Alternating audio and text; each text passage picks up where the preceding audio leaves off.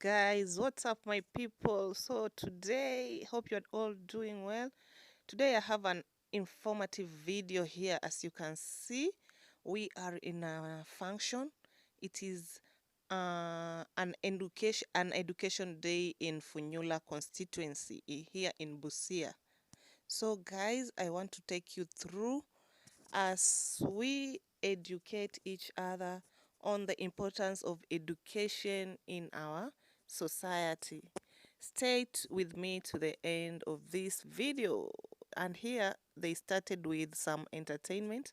It was still early in the morning and we had some Scottish dance from a certain school. It was Mudiawori Primary School here in Funyula. So it was the first to perform this kit. It's called Scottish dance. Let me let you enjoy.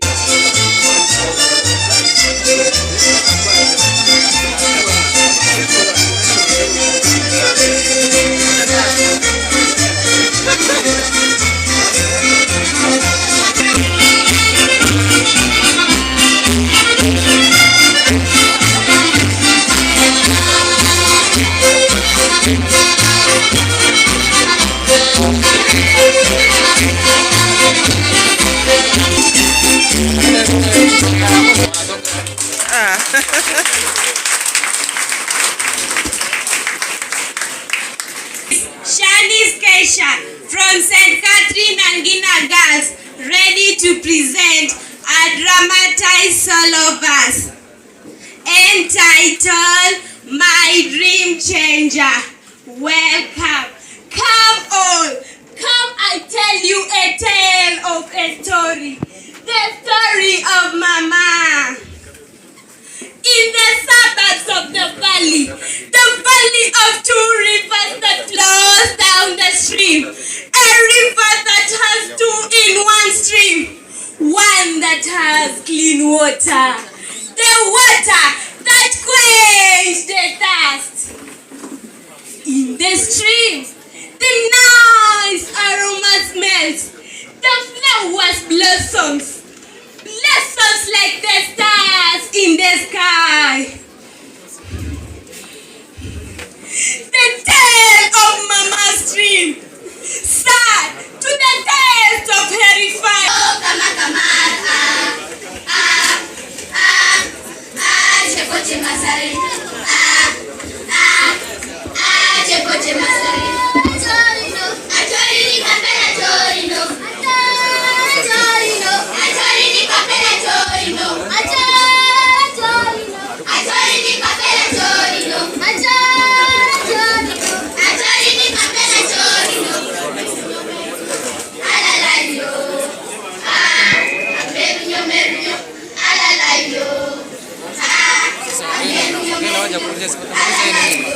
Entertainment, sindio? Hata mtoa kido anaanza tu na presentation. Unaona kuna presenters nyingi.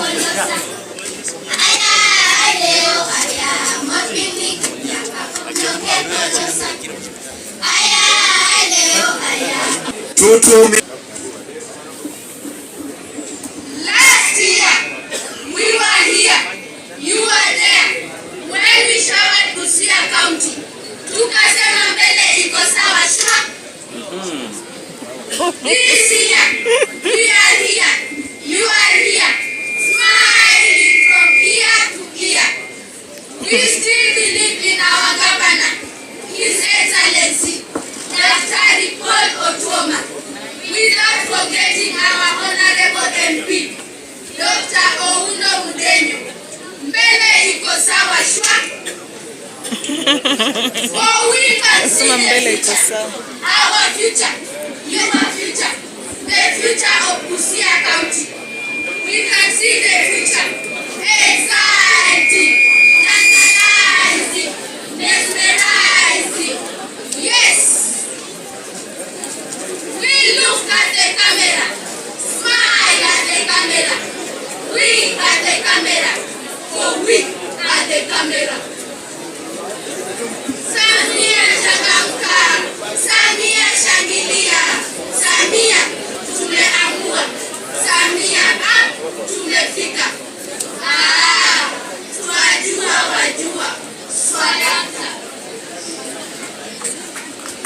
Thank you. Tuwapigie Glenn makofi. That should be Nabalaki coming. And what could be done to transform lives of our learners at school, e.g. assist the school administration in handling dispute cases for learners, teachers and other staff members. Number 2, school development. The Parents Association has been towards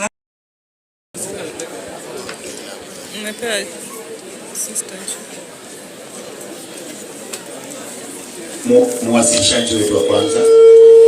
Substance, and they are in our books, but we don't want them to remain as history. We want to continue with the legacy. So even as we celebrate our heroes in Samia,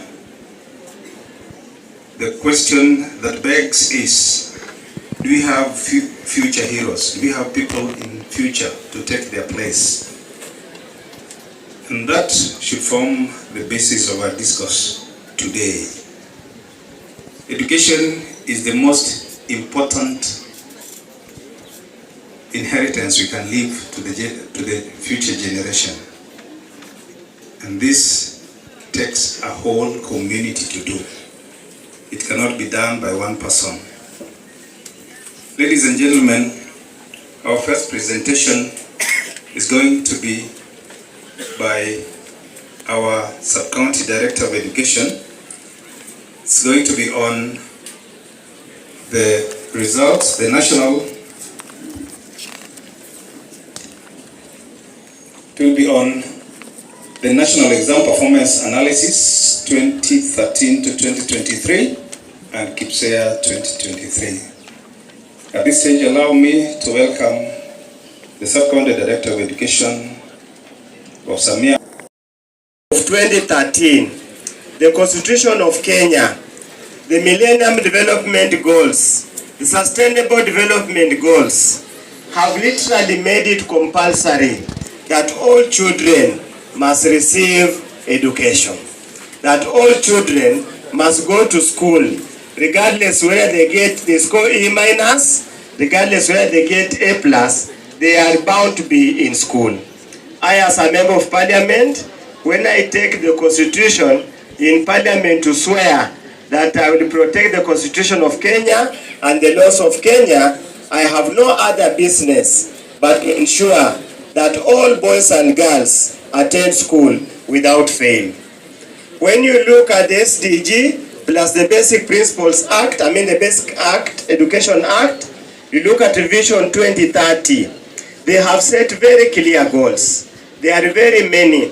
But for purpose of today's presentation, and because for the benefit that we are a bit late, and I know all of us are aware of these conventions, let me just list a few that we have pursued for the last 5 or so years. I have been a member of parliament for Funyula constituency. Number 1 has been to ensure all girls and boys complete primary and secondary school education regardless of their cognitive ability. Number 2 has been to improve transition from primary to secondary. Number 3 has been to build and upgrade educational facilities. Number 5 has been to increase enrollment rate to 95% and has been to ensure we transit from secondary school to universities and vocational training center by 8% per year continuously. These are the targets that have been set in Vision 2030, have been set in various policy documents concerning the government. Where do we stand today? Allow me to be very brief. As I said, we have prepared the paper and we will distribute it. Let me just start by stating some obvious. Transition or school enrollment. As we speak here today, in primary school and in secondary school, Samia we have about 46,000 students in both primary and secondary school. Now we have 36,176, both primary and secondary school. As we speak now, based on the 2019 census report, Samia had about 47,000 boys and girls in that age group of going to school. So at 36,176 colleagues who are here present, ladies and gentlemen, our enrollment rate is 87.24%. That's meaning we are following as we receive the governor. Some music, please. Wazimio ule Profesa nani Wajakoya. Oh, Wajakoya. Siako hapo ndio ule. Ndio yule pale. Ndio huyo.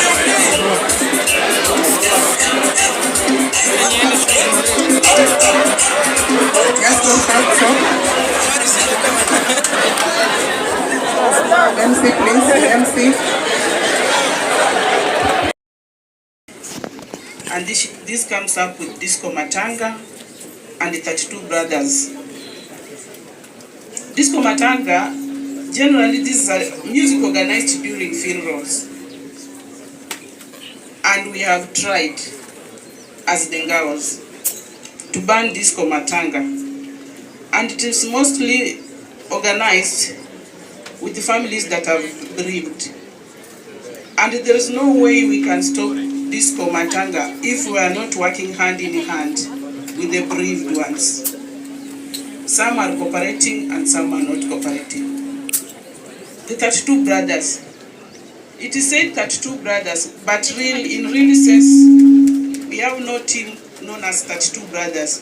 These are our young boys and girls aged between 13 and 20 years who are engaged in different criminal activities during the funeral times and hide being in football funds. The activities during the Disco Matanga and the 32 brothers. These include burglar breaking, assaulting innocent people or innocent residents at night, gang raping, robbery with violence, and drugs trafficking. Disco Matanga has also increased insecurity and immorality.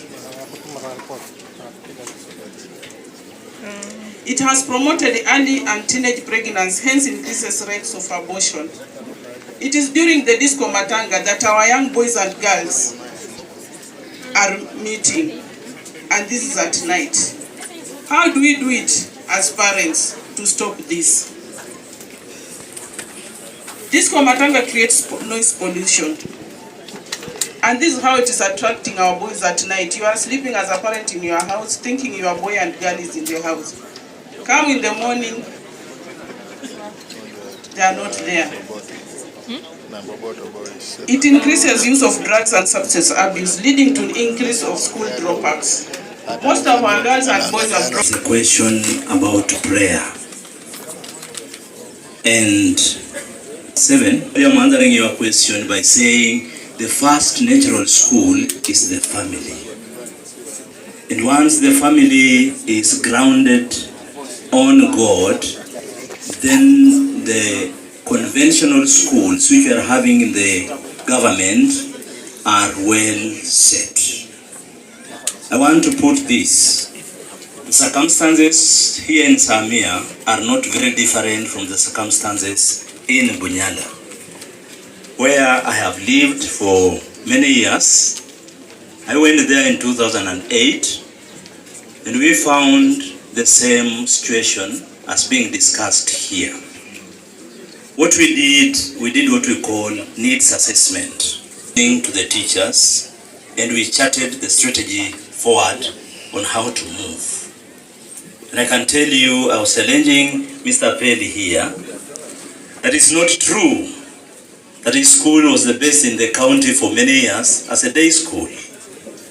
St. Kizito Sirimba Primary School in 2020 posted a mean score of 363, and it was the best in the county. And it's a day school. What did we do in that school up to today, and it's performing? First, faith. You go to the children in that school, faith, the Julia Ojambo, Food Science and Nutrition, you know her, she has been an MP here, and others including myself. I've also mentioned Dr. Regina Nawire. I think you'll be seeing her in front of you. Dr. Wire is here, is a clergy. And others, even in medicine, we have Dr. Timona Obra.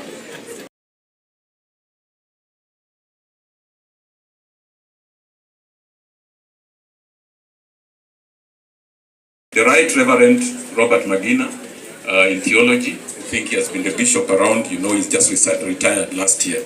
And others, including Dr.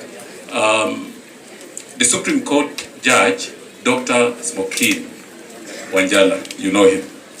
So there are many others, I don't want to mention all of them, but I'm just trying to justify a point that this is an area that has been endowed with academic giants, people who know how to read a book and pass, people who have the necessary intelligentsia, whom you teach as a teacher and they understand, and they're supposed to understand and pass.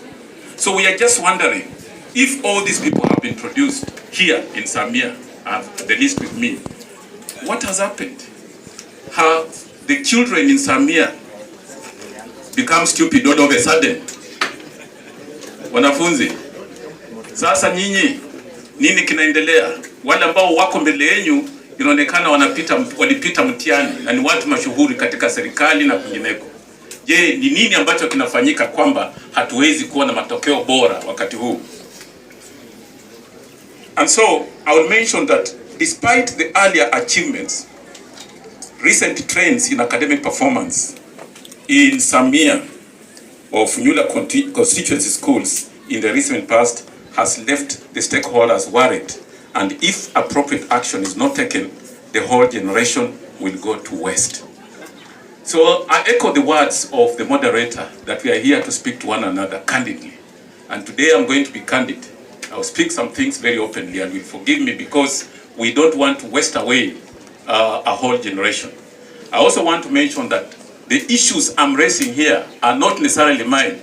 These are issues which were put on the wall, they were discussed by the professionals, and they told me, go here and make sure that these issues we are putting to you reach the stakeholders who are here today.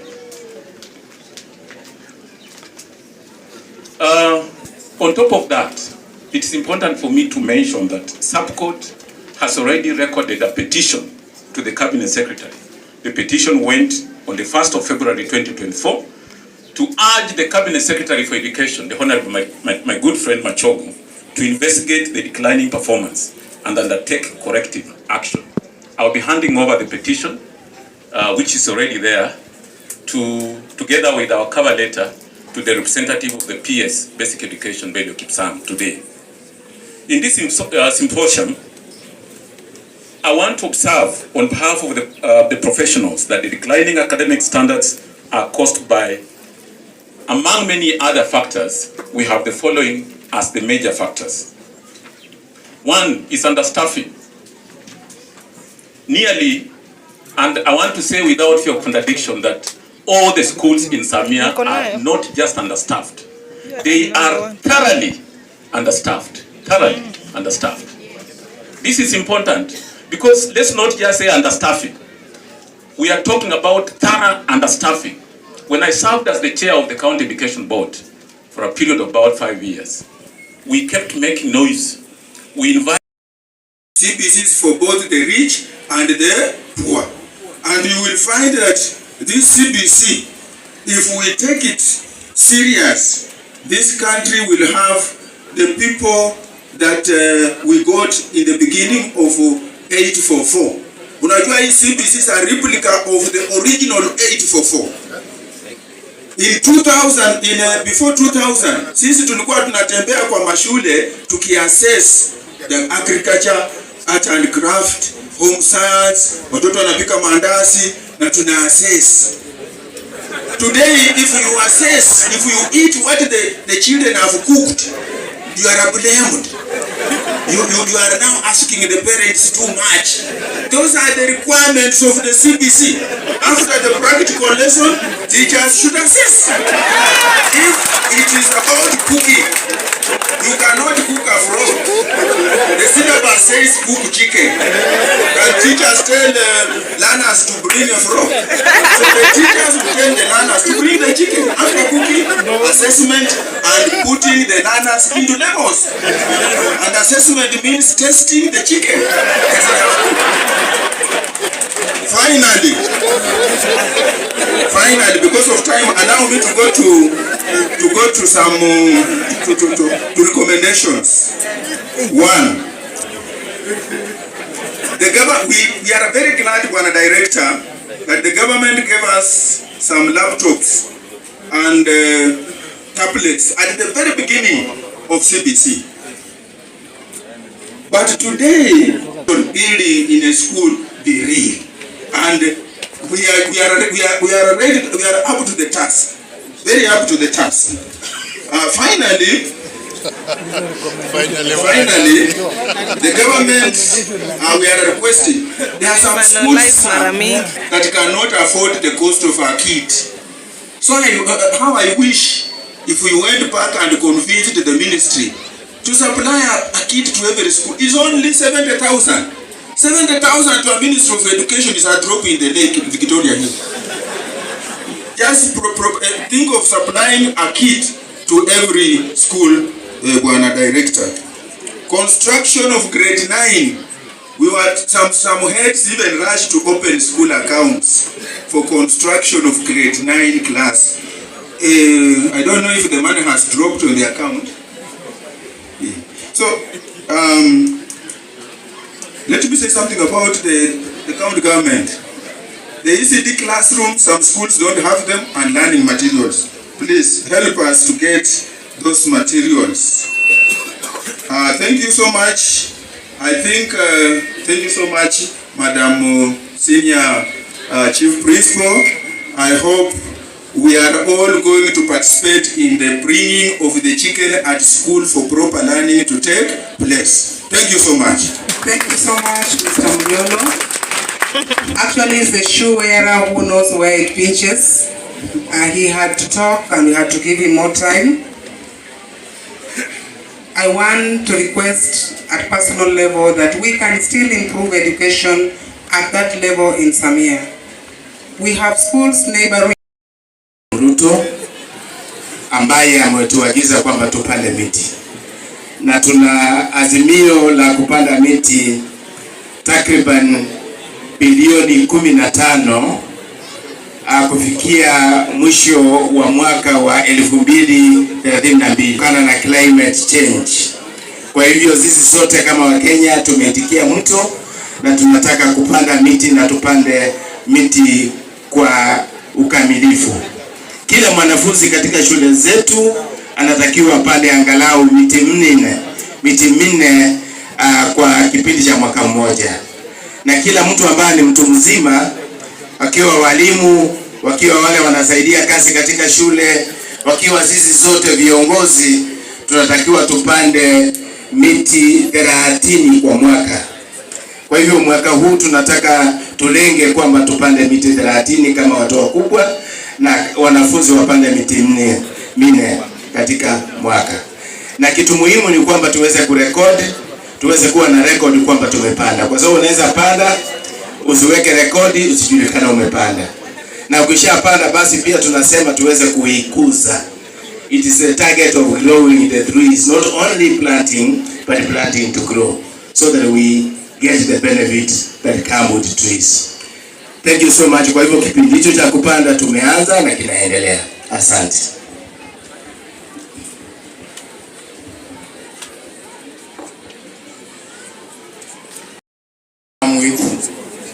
Mheshimiwa Professor George Wajakoya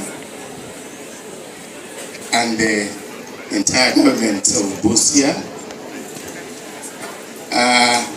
the Honorable Dr. Oundo, the area MP of Funyula, and the people you work with in this great constituency, my colleague, the County Director of Education Busia, and the entire education sector officials, dear stakeholders, who include our very, very key players in education, the leaders of our teacher unions, COPET and NAT,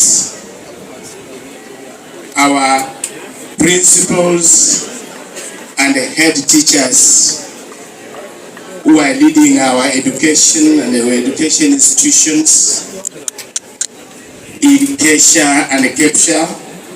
And I've seen the Kesha representative here, the Kepsha as you come together to reflect on the entire education system in Samia sub-county.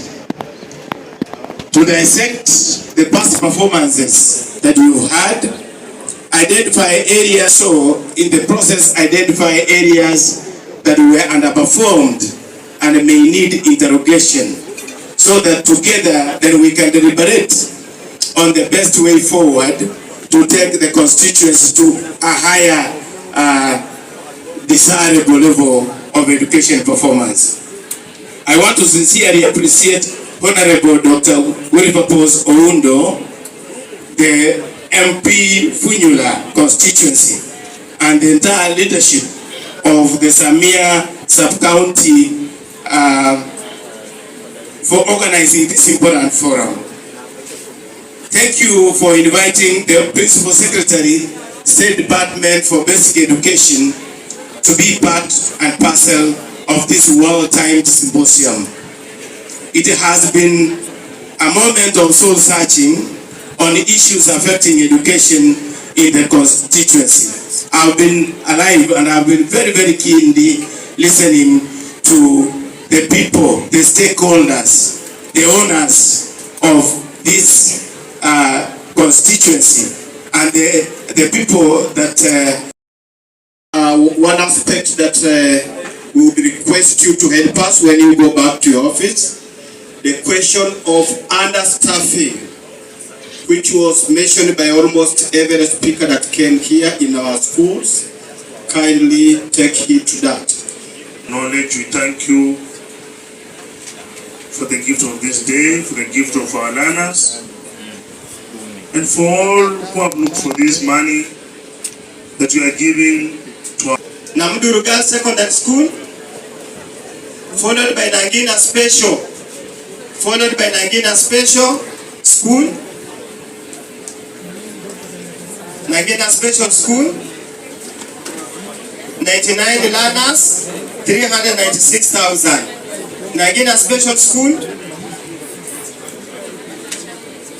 followed by Nyambwaka Girls Secondary School, 100 learners, 447,000. Nangina Special. Nyambwaka Girls.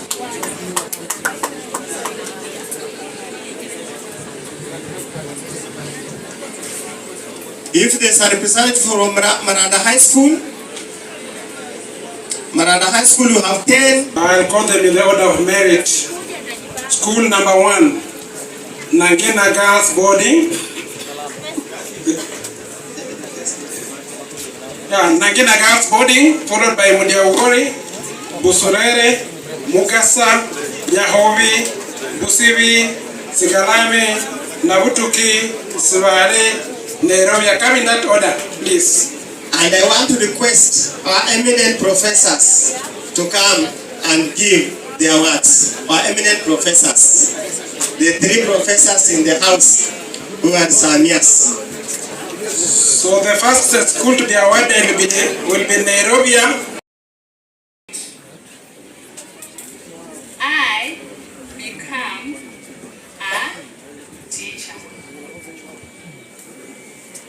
Mother, father, education is